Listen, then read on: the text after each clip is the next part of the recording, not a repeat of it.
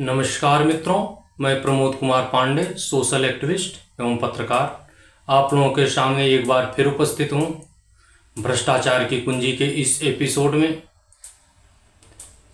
योगी सरकार के खिलाफ षड्यंत्र में उतरी यादव ब्रिगेड के पार्ट 4 में हम आज आपको उस वास्तविकता से अवगत कराएंगे कि वास्तव में यादव ब्रिगेड है क्या। यह वास्तव में यादवों की कोई हितैषी, यादवों की कोई शुभचिंतक या उनके हित में कार्य करने वाले लोग नहीं हैं। सिर्फ और सिर्फ यादव समाज को बदनाम करने के लिए, समाज में नफरत फैलाने के लिए एक ऐसे लोग संगठित होकर के स्वयं को यादव ब्रिगेड, स्वयंभू घोषित यादव ब्रिगेड हैं, जिसमें अधिकांशतः यादव समाज के लोग ही हैं, लेकिन वो वास्तव में यादवों के विरुद्ध, यादवों के विनाश के लिए कार्य करते हैं और उन्हें भड़काने का कार्य करते हैं। अभी हमने पिछले पार्ट 3 में बताया था कि किस ढंग से यादव ब्रिगेड के लोग पुलिस अधीक्षक से लेकर के पत्रकार तक को धमकाने का काम करते हैं। उत्तर प्रदेश शासन की सारी व्यवस्थाओं को, सारी महत्वाकांक्षी योजनाओं को गमन करके और सरकार को बदनाम करने का भी काम करते हैं। ऐसी ही घटना के जिक्र करते हुए हम जनपद जौनपुर के कुछ घटनाओं के जिक्र करके आपको यह समझाने का प्रयास करेंगे कि ये लोग स्वयं को यादव ब्रिगेड कह करके और यादव समाज को ही बदनाम करने के लिए, यादव समाज का ही नुकसान करने के लिए, यादव समाज के किसी भी लाभ को स्वयं हड़प कर जाना, सीधे साधे भोले भाले लोगों को भड़काना और उस समाज के ऐसे बच्चे जो अभी कच्चे हैं, उनको उसका विवेक नहीं है, अशिक्षित महिलाएं हैं, अशिक्षित लोग हैं, ऐसे लोगों के मन में एक ऐसा माहौल, एक ऐसा जाति संरक्षण की भावना पैदा करके और अन्य जातियों के प्रति नफरत फैला करके ऐसी भावना विकसित की जाती है कि समाज में नफरत और समरसता पड़े। ऐसे संगठन में ऐसे लोगों को ऐसी बैठक में नहीं बुलाया जाता जो पढ़े लिखे वर्ग के हों। यादव समाज के वे लोग जो पढ़े लिखे हैं और स्थिति को समझ सकते हैं, ऐसे लोगों को नहीं बुलाया जाता। ये यादव ब्रिगेड के लोग क्षेत्र वाइज छोटे छोटे संगठन बना करके यादव समाज को बदनाम करने के लिए, यादव समाज के हितों पर डाका डालने के लिए ये जो कार्य करते हैं, ये 2-4 गांव में एक संगठित टीम होती है। इसी ढंग से जनपद में, जनपद से नहीं पूरे प्रदेश में ये टीमें सक्रिय हैं और अगर समय रहते यादव समाज नहीं चेता तो उसको बदनाम करके और समाज में सभी जातियों से आपस में लड़ाने का, नफरत करने का ये जो विदेशी एजेंडा चल रहा है, जो वामपंथी एजेंडा चल रहा है, और इन लोगों की फंडिंग भी, अगर इसकी जांच की जाएगी तो इन लोगों के फंडिंग भी देशद्रोही ताकतों से ही होते हैं, जिसके कुछ साक्ष्य और खुलासे हम एपिसोड में करेंगे। अगर इस एपिसोड में नहीं हो पाता है बड़े हो जाने की वजह से, तो अगले एपिसोड में करेंगे। और मित्रों, अगर अभी तक आपने हमारे चैनल को सब्सक्राइब नहीं किया है तो उसे सब्सक्राइब कर बेल आइकन की बटन दबा दीजिए, ताकि इस ढंग की भ्रष्टाचार से जुड़ी खबरें आप तक तुरंत पहुंच सके।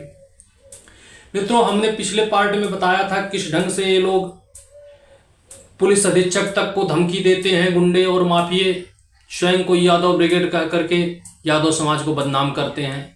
फेसबुक पर भी किस ढंग से इन लोगों ने पोस्ट डाला था, उसकी चर्चा हमने पिछले एपिसोड पार्ट 3 में किया था। आज हम ऐसे छद्म कालनेमियों का जिक्र करेंगे जो समाज में नफरत फैलाने के लिए और भावना करते हैं। अभी 2 दिन पहले यूं कहिए कल भी एक बैठक हुई जिसमें यादव समाज के लोगों को इकट्ठा करके सवर्णों के खिलाफ, अन्य जाति के लोगों के खिलाफ नफरत फैलाने के प्रयास किया गया। और ये बैठक भी सरकारी स्कूल के में बंद करके कमरे में तब की जाती है जिसमें अशिक्षित लोग होते हैं। इसका नेतृत्व विकास यादव, जो ग्राम प्रधान भी है, वो कर रहे थे। माननीय विकास यादव जी कितने बड़े यादवों के हितैषी हैं, यादवों के खिलाफ नफरत फैला रहे थे। आज के इस एपिसोड में हम उसकी चर्चा करेंगे। पहले तो हम चर्चा करने इस बैठक में एजेंडा क्या था, किस पे विचार किया जाना था और कैसे लोग थे। इस बैठक में अशिक्षित, कम पढ़े लिखे, कम उम्र के लोगों को बुलाया गया था। उनको ये बताया गया था कि आवास और शौचालय आज प्रधान संबंधी योजनाएं हैं जिस पर आप लोगों को चर्चा करना है। लोग इकट्ठा हुए, उनको विद्यालय में अंदर करके गेट बंद कर लिया गया, कमरे का भी गेट बंद किया गया। फिर उनको माइंड वॉश करने के लिए प्रयास किया गया कि फला फला व्यक्ति यादवों के विरुद्ध हैं, वे लोग यादवों के विरुद्ध बोलते हैं, इसलिए उनके खिलाफ एकजुटता दिखाई जाए। जिसमें सहयोगी में उसके कुछ लोग थे, जैसे दिवाकर यादव, अभी बच्चा है, बहुत ज़्यादा समाज की जानकारी नहीं, लेकिन ये लोग इस ढंग से माइंड वॉश कर दिए हैं कि वो सवर्ण विरोधी बातें। मोनू यादव, सुमित्रा देवी, भुलई यादव, दयाराम, बाबूराम, ये ऐसे लोग हैं जो लोगों में गलत धारणा फैलाने का कार्य कर रहे थे। इन लोगों को बताया गया कि न तो आप ब्राह्मण और क्षत्रिय के दरवाजे पर जाइए, न उनसे मतलब रखिए, न उनके साथ कोई संपर्क रखिए। और ऐसे लोग जो अधिकांशतः गरीब हैं, ऐसे लोगों से जुड़े हैं जिससे इनका रोजगार चलता है। इसमें से अधिकांशतः लोग खाना बनाने, बावर्ची का भी काम करते हैं। अगर वे लोग छोड़ दें, सवर्णों के यहाँ नए जाएंगे तो उनका रोजगार कैसे चलेगा। ये भी चर्चा किया गया, कोटा सवर्णों के पास है, 1 महीने का कोटा लेने के लिए कोई मत जाइए, और अगर इसके बाद दरखास्त दे के कोटा ट्रांसफ़र करिए, वो भी यादव बस्ती में आ जाएगा। लेकिन वो यादव कोटा लेगा कौन, वे गरीब नहीं पाएंगे। उसके लिए उसी विकास का सहयोगी माधव यादव कोटा वो ले ले। जबकि कोटेदार के साथ इन लोगों के ऐसे संबंध हैं, कोटे में हिस्सा भी लेते हैं, और कोटा बांटने वाला राजन सिंह, वो लोग 24 घंटे में 20 घंटे एक साथ ही रहते हैं। लेकिन ऐसी बातें, चूंकि उसी भीड़ में बैठे कुछ लोग अपनी मोबाइल को ऑन कर रखे थे, जिससे ऑडियो और लोग सुन रहे थे बैठ करके जो चर्चाएं हो रही थी। उस चर्चाओं में जो नफरती भाषा का प्रयोग किया जा रहा था, और इन लोगों के जो कैरेक्टर हैं उसको एक डॉक्यूमेंट्री फिल्म बना करके शीघ्र ही रिलीज की जाएगी, जिससे इन लोगों के कैरेक्टर को पता चल जाए कि ये लोग कैसे हितैषी हैं। क्योंकि हम अब ज़्यादा विषय पर न जाते हुए सीधा सीधा इन लोगों के करतूतों पर आते हैं कि कितने बड़े यादव हितैषी हैं। उसी यादव बस्ती में बिंदु यादव नाम की महिला थी, उसका पति कांग्रेस कैंसर से पीड़ित था, रहने के लिए आवास नहीं थे। प्रधानमंत्री आवास योजना के तहत उसको आवास की सूची में नाम था, पात्रता सूची में वरीयता क्रम में था, और उसे वरीयता क्रम किसी सवर्ण को यानी ठाकुर बिरादरी को, प्रिया सिंह को देने के लिए उस बिंदु देवी का नाम इसी प्रधान विकास यादव ने और धर्मेंद्र यादव सचिव थे, इन लोगों ने नाम काट करके उसका आवास प्रिया सिंह को दिलवाया, और रिपोर्ट लगाई कि इसके पास पक्का मकान है, जबकि उसके पास रहने के लिए छप्पर भी नहीं था। अगर ये लोग यादव हितैषी थे तो प्रिया सिंह को आवास दिलवाने के लिए बिंदु देवी के आवास को क्यों कटवाए, जिसकी जांच भी हुई, बाद में दोषी भी पाए गए, और उसको बाद में सूची में नाम करके बिंदु देवी को आवास दिया भी गया। फिर उसकी किस्त को रोकने के लिए प्रयास किए। क्या वो यादव नहीं थी? क्या वो सवर्ण थी? सिर्फ इसलिए कि प्रिया सिंह को आवास दिलवाया जाए, सिर्फ इसलिए कि प्रधान स्वयं अपनी दादी प्रभावती के नाम से प्रधानमंत्री आवास का पैसा उन लोगों के हित पे डाका डाल के कर ले, ये यादव हितैषीपन कहां गया था? फिर इसके बाद उसकी मनरेगा की मजदूरी तक नहीं आने दिए।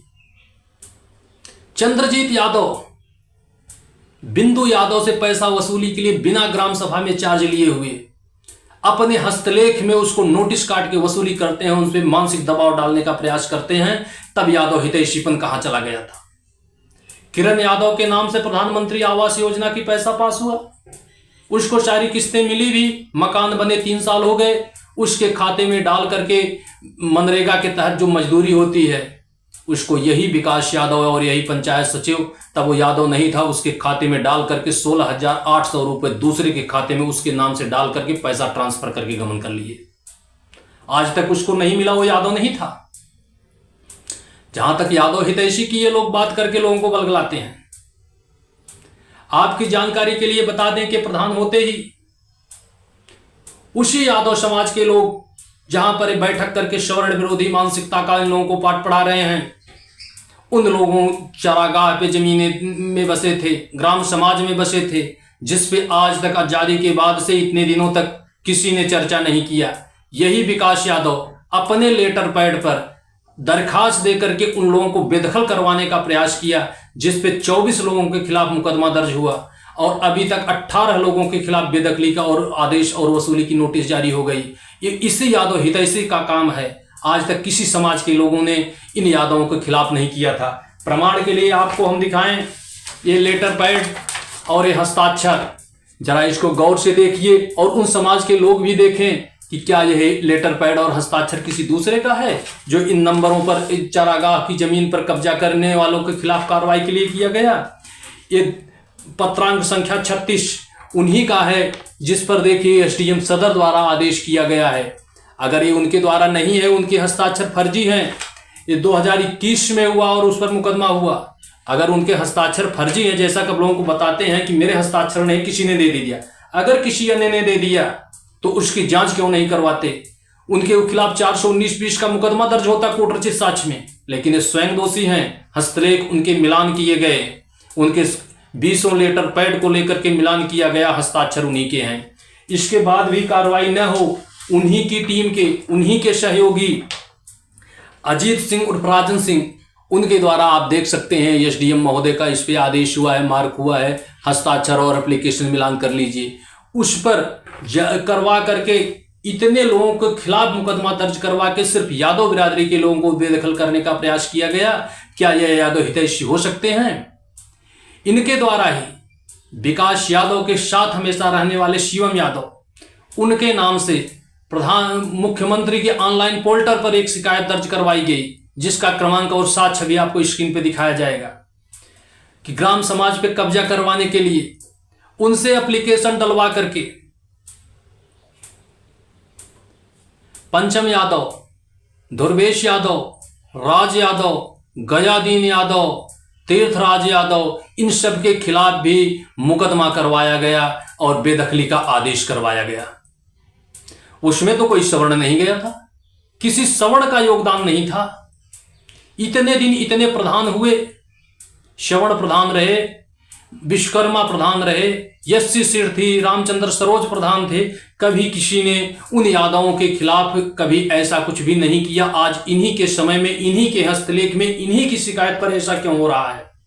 अगर ये यादव के हितैषी हैं, जिनके खिलाफ नफरत फैलाने की बात की जा रही थी, वहां जिनके खिलाफ नफरत की जा रही थी, अभी कुछ दिन पहले सोशल मीडिया पे इन दोनों की वार्ताएं भी खूब वायरल हुई थी, जिसमें उस व्यक्ति से गिड़ा रहे थे कि मुझे प्रधानी करने दीजिए, जैसा आप कहेंगे, जो कहेंगे सो कर लिया जाएगा।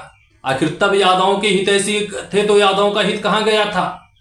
लेकिन विपक्ष ईमानदार था, उसने इनके सारे दावों को नकार दिया और ईमानदारी से अपने पद पर अडिग रहे, तो उसके खिलाफ भड़काना शुरू कर दिए।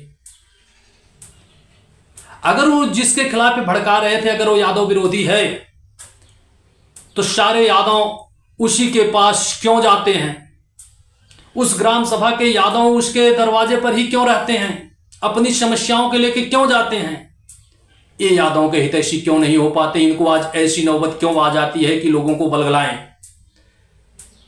और अगर खुद को यादव हितैषी बन करके दूसरों के खिलाफ षड्यंत्र करते हैं, तो ये साक्ष्य भी इनको देना चाहिए कि उन्होंने यादवों के विरुद्ध कार्य ही क्या किया।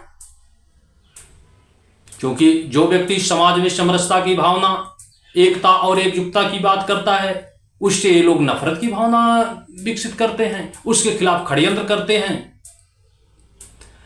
अगर ये यादव हितैषी हैं, तो यादवों के हितों पर डाका क्यों डाल रहे हैं? यादवों के फर्जी हस्ताक्षर करके आर्थिक गमन क्यों कर रहे हैं?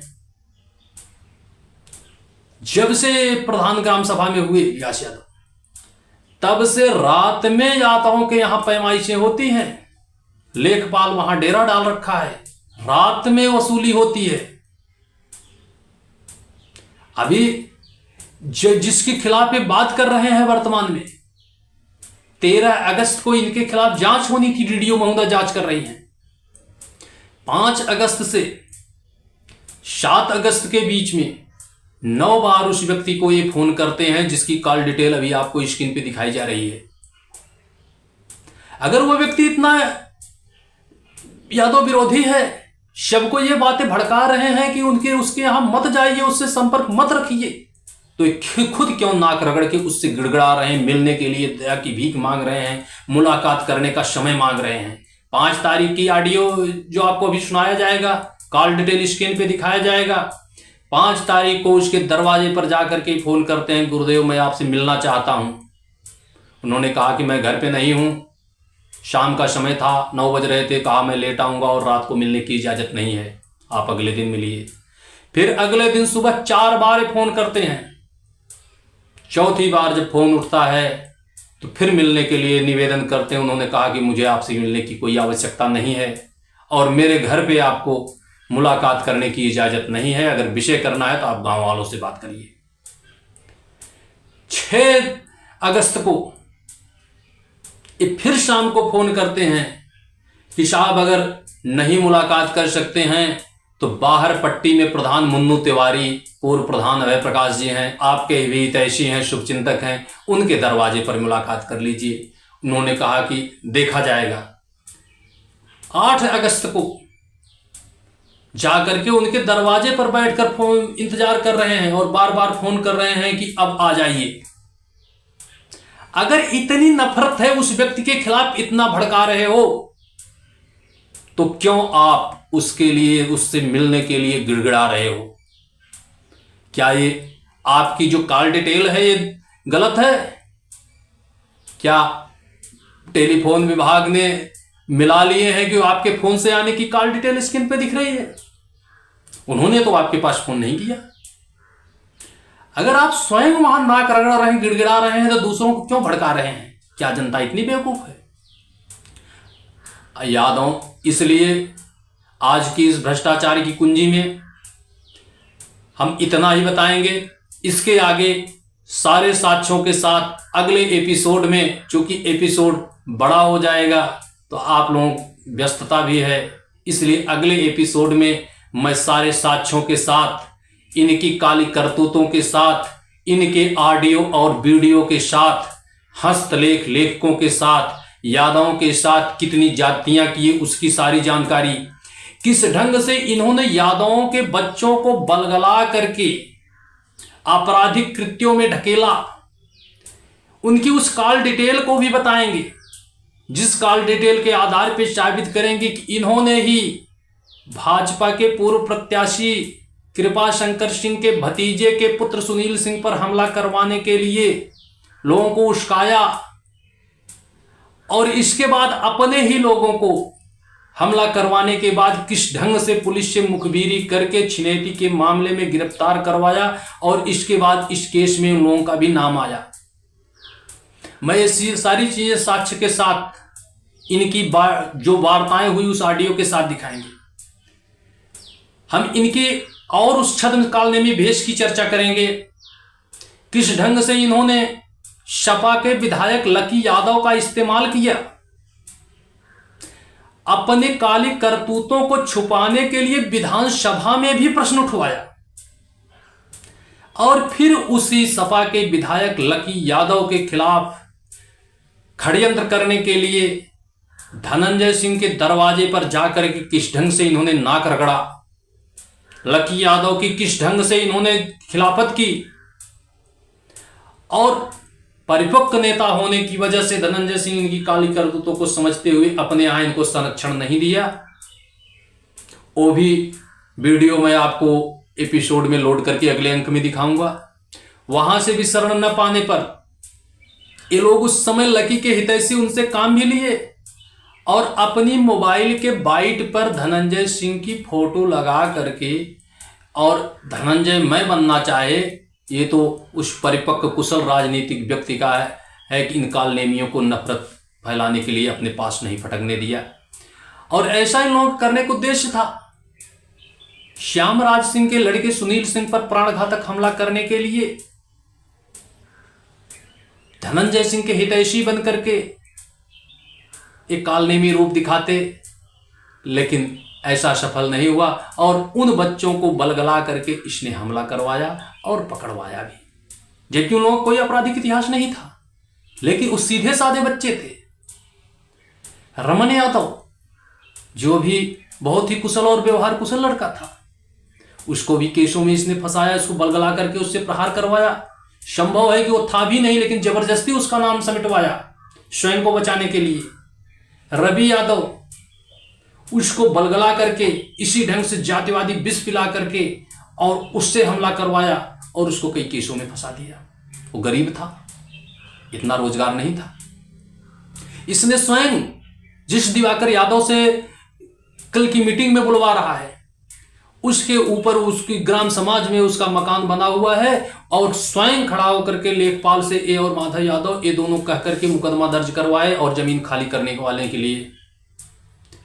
ये इनके साथ माधव यादव जो साथ में है, इन्होंने खुद जिस ग्राम समाज के नंबर में बसे हुए हैं उसी नंबर पर बंसी यादव के खिलाफ 115 167 के राज्य के तहत कार्रवाई करवाए, जबकि उसमें आधे से ज्यादा स्वयं बसे हैं।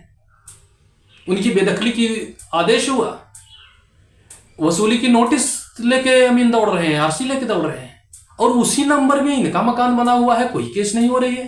क्या वो यादव बंसी यादव नहीं थे, माधव यादव हैं? क्या जिन यादवों को भड़का के मुकदमा उनके ऊपर के वो यादव नहीं थे, सिर्फ उनसे वसूली का प्रयास कर रहे हैं? ये जिन यादवों को भड़का रहे सवर्णों के यहां मत जाइए, उनके अपने रोजगार हैं, कोई गाड़ी चलाता है वो भाड़ा धोने सवर्णों के पास नहीं जाएगा, इनके पास रहेगा।